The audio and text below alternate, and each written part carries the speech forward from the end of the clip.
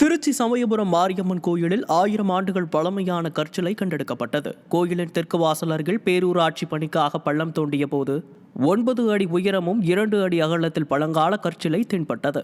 தகவலின் பேரில் மண்ணச்சநல்லூர் வட்டாட்சியர், சமயபுரம் கோயில் இணை ஆணையர் உள்ளிட்ட அரசு அதிகாரிகள் ஆய்வு செய்து வருகின்றனர். இதனிடையே கோயிலுக்கு வந்த பக்தர்கள் கண்டெடுக்கப்பட்ட சிலையையும் வழிபாடு செய்தனர்.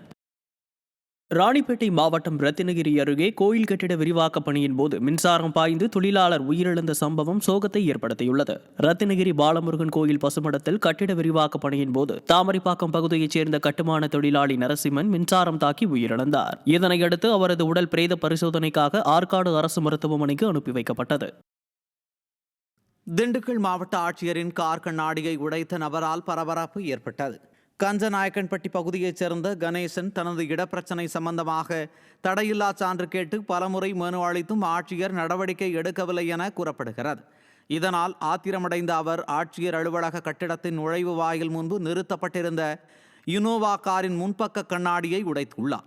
திறனற்ற திமுக ஆட்சியில் ஆட்சியர் முதல் அதிகாரிகள் வரை மெத்தன போக்காக செயல்படுவதாக குற்றச்சாட்டு எழுந்துள்ளது. திருப்பூர் மாவட்டம் மடத்துக்குளம் சட்டமன்ற தொகுதிக்கு உட்பட்ட தளி பகுதியில் மேற்கொள்ளப்பட உள்ள பல்வேறு வளர்ச்சி திட்டப் பணிகளை மடத்துக்குளம் அதிமுக சட்டமன்ற உறுப்பினர் மகேந்திரன் பூமி பூஜை செய்து தொடங்கி வைத்தார். சட்டமன்ற உறுப்பினர் தொகுதி மேம்பாட்டு நிதியின் மூலம் போடிப்பட்டி, ஆலம்பாளையம், குருவப்பநாயக்கனூர், மானுப்பட்டி ஆகிய கிராமங்களில் 60 லட்சம் மதிப்பீட்டில் பயணிகள் நிழற்குடை நியாய விலை கடை அமைக்கப்பட உள்ளது. இதனைத் தொடர்ந்து முடிவுற்ற பணிகளையும் மக்கள் பயன்பாட்டிற்கு தொடங்கி வைத்தார்.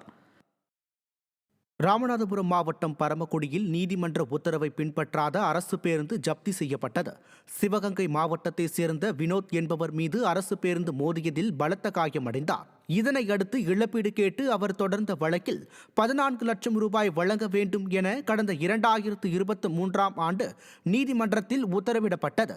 இந்நிலையில் நீதிமன்ற உத்தரவை பின்பற்றாததால் பேருந்தை நீதிமன்றம் ஜப்தி செய்தது. அப்போது பேருந்தில் இருந்த பயணிகள் நீதிமன்ற ஊழியர்களுடன் வாக்குவாதத்தில் ஈடுபட்டதால் பரபரப்பு ஏற்பட்டது.